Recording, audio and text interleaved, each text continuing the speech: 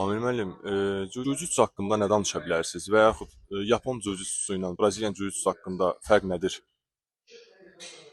Belə deyim də, Jiu-Jitsu tarixi, yəni Braziliya Jiu-Jitsu tarixi həm maraqlıdır, həm də biraz qəlizdir, qarışıqdır biraz.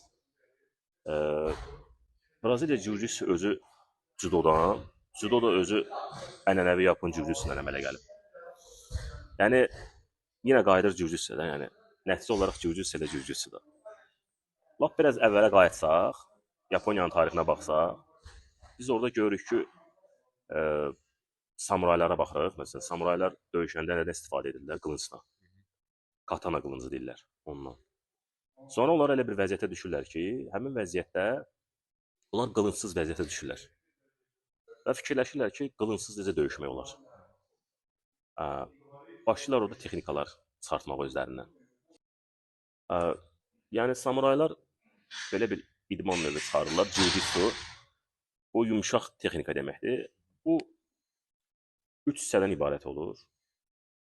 Zərbələrdən ibarət texnika, atemiya və yıxma, aşırma fənlərindən ibarət texnika, tachivaza, bir də yerdə güləşmək, nevaza.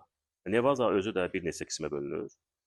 Asaikomi vaza, saxlama texnikasından ibarət, boğma fənlərindən ibarət, shimevaza, bir də ağrıcı fənlərdən ibarət konsetsu vaza.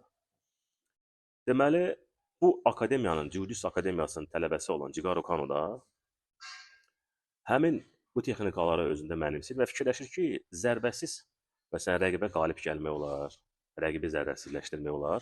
O da götürür, məsələn, zərbələri yığışdırır, ancaq tachivaza və nevazanı saxlayır. Adını da qoyur yumşaq yol, judo. Və sonra onun tələbəsi Mitsuo Maeda, bu da belə deyək də, səyahət etməyi xoşlayır. Gəlir çıxır Braziliyaya. Braziliyada həmin bu judonu insanlara yaymaq istəyir, öyrətmək istəyir. Özü də həm də belə deyim də, sirkdə zətdə iştirak edir, bununla güləşir edir, belə bir şeylə məşğul olur. Tarix ümumiyyətlə qarışıqdır jiu-jitsuda. Hərə bir şey danışır. Bu haqda ən yaxşı Robert Trizdal var. O da dünya çempionudur, jiu-jitsudan, idisidən. O bu haqda çox maraqlanır. Braziliyaya gedib, köhnə yaşlı insanlar tapıb elib maraqlanıb və kitab yazıb bu haqda. Mən də bu haqda çox maraqlanmışam və mənim ilk məşqim Robert Atalla, özü Helio Gracie ilə yanında məşq elib, ondan çox soruşurdum da mən bu haqda ki, mən özümə maraqlı idi. Deməli, Mitsuo Maeda gəlir, orada tanış olur Carlos Gracie ilə. Carlos Gracie'yə başlayır, belə deyək də, çox az bir texnikanı öyrədir. İnsanlar elə bil ki, Carlos Gracie hər şeyi öyrədir, yox elə olmur. Ən çox öyrətdiyi şey belə deyək də, close guard olur. Təsəvvür edə bilirsiniz, close guarddan başqa ona heç nə öyrətməyib. Və indi də hal-hazırda Gracie ailəsinə baxsa, siz görərsiniz ki, onlar ancaq demək olar close guard işləyirlər. Başqa heç nə işləmirlər. Ən çox da işlədikləri şey boğucu, ələ ağrıdıcı. Onlar ayağa işləmirlər.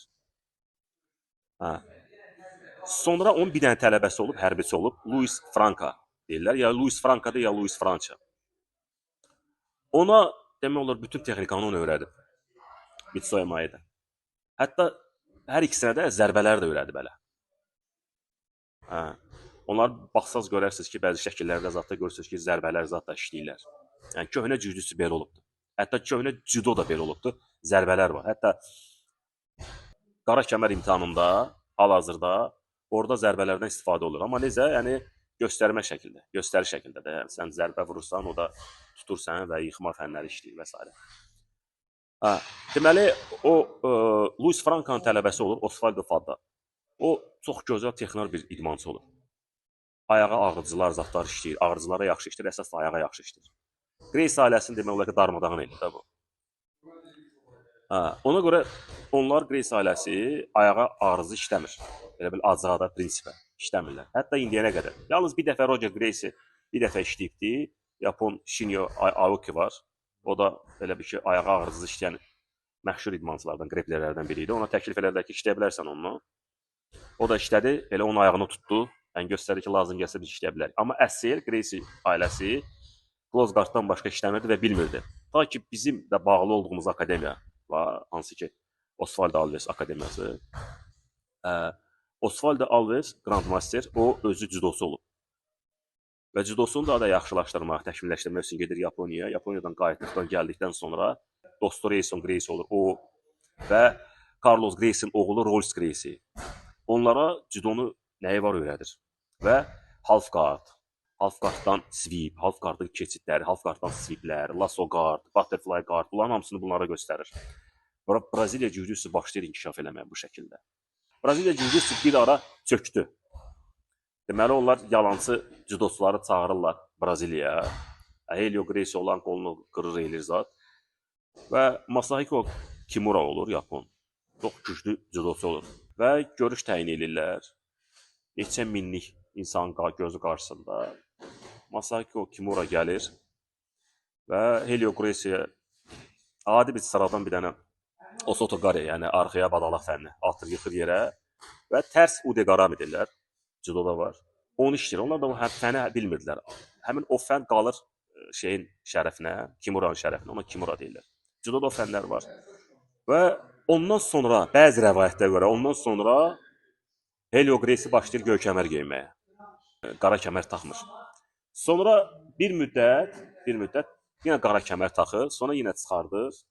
Və ona görə də onun oğlu Royce Gracie də atasının şərəfinə göy kəmər taxır. Və bəzi rəvayətə görə də Mitsuya Maeda ümumiyyətlə Gracie ailəsinə qara kəmər verməyib. Bəzi rəvayətə görə. Təxminən 100 il bundan əvvəl olub. Görün nə qədər fərqli rəvayətlər var da. Və onlara göy kəmər verir, tünd göy kəmər. Məşqçi tünd göy kəmər taxır. Ancaq tələbə isə açıq göy kəmər. Ona görə Helio Gracie tünd göy kəmər taxır, oğlu Royce Gracie isə açıq göy kəmər. Hətta bəzi videolarda qara kimi görsənir. Royce Gracie deyir ki, sizə elə gəlir, o qara deyil, o deyir göy kəmərdir. Və bir müddətdən sonra elə bir ki, bu çöküşdən sonra Royce Gracie UFC-də çıxış eləyəndən sonra Braziliya jiu-jitsu təzədən başlayır yüksəlməyə. Sonra Amerikada bəzi UFC döyüşçüləri, hansılar ki, bazaları güləş olur. Onlar da bazaları həmçinin catch wrestling olur. Onlar gəlirlər o jiu-jitsu döyüşçülərinə qalib gəlirlər və təzədən Amerika sübut edir. Yəni belə də effektiv bir şey deyil. Jiu-jitsu yenə başlayır çöküşünü yaşamağa, Braziliya jiu-jitsu. Sonra bunlar artıq bilmirlər nə etsinlər və bunların bir çoxları başda Marcelo Garcia, digər jiu-jitsu ustaları başlayırlar sərbəst güləşlə məşğul olmağa, güləş elementlərini öyrənirlər və ərəblərlə danışırlar. Ərəblər belə bir şey təşkil edirlər. Biz klub qoşurlar, Abu Dhabi Combat Club.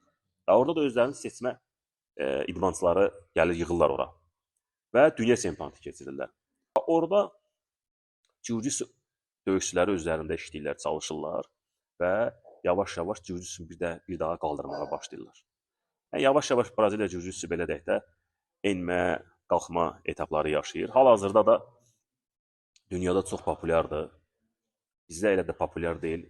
Səbəbi də məlum məsələdir. İnsanlar biraz çox belə deyək də düşüncə tərzləri çox fərqlidir, çox biraz dardır. Təəssüflər olsun. Özünüz də görürsünüz ki, bizim zala məsələn kimlər gəlir, çox Avropada oxuyan, Avropada olan uşaqlar jiu-jitsuya gəlir və maraq göstərir. Burada Azərbaycanda böyüyən uşaqlara biraz nəsə jiu-jitsu biraz aşılamaq, başa salmaq biraz çətindir. Yəni biz burada əlimizdən gələni edirik, amma insanlar baxışı yenə dəyişmir də. Bu dəyişməsi üçün məcbur gərək göndərək bunlar Avropaya bir müddət səyahət eləsin, yaşasın eləsin, oradakı belə də insanların yaşayış tərzinə baxsın eləsin, sonra qayıtsın gəlsin. İnşallah biz də çalışırıq. İndi tezliklə seminar olacaq. Seminarlar çox olacaqdır Allahın izni ilə. Yəni bizdə planda var, çox adam var, əlaqəmiz də var. Onlar gəlmək istəyirlər. Sadəcə olaraq klub inkişaf elədiksə, biz də onu inkişaf elətdirməyə çalışacağıq. Bu qədər. Çox sağ olun, təşəkkür edirəm. Sən sağ ol, qardaş.